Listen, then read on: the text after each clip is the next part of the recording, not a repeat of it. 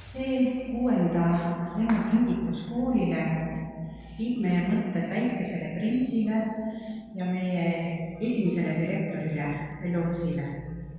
Just Ellu oli see, kes tõi väikese printsi meie kooli peale südamesse.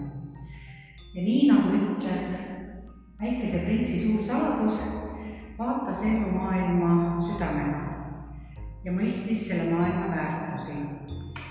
Ta rõhutas ikka, kui oluline on õppimine ja targemaks saamine.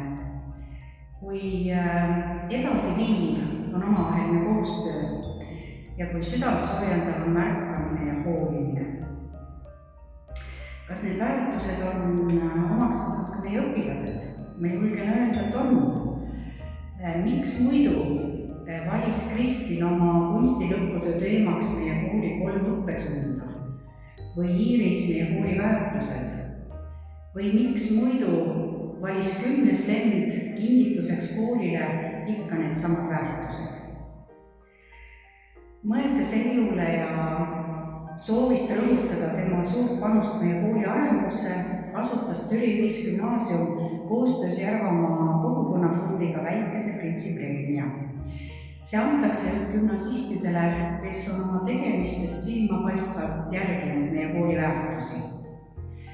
Ma usun, et selliseid tublisid noori, nagu on meie senised 6 stipendiaati, Taili ja Liisa, Kristin ja Villu, Tuuli ja Johannes Martin, on meie koolis õppinud palju.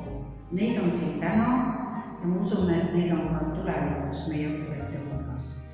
Kui ka sina, armas koostööpartner, lapsevanem, koolisõber, vilistlane või lihtsalt meie Facebooki jälgija, tahaksid omalt poolt toetada väikese printsi preemia väljaandmist, siis on sul võimalus teha annetus just sellele aadressile, mida sa praegu näed ekraanil.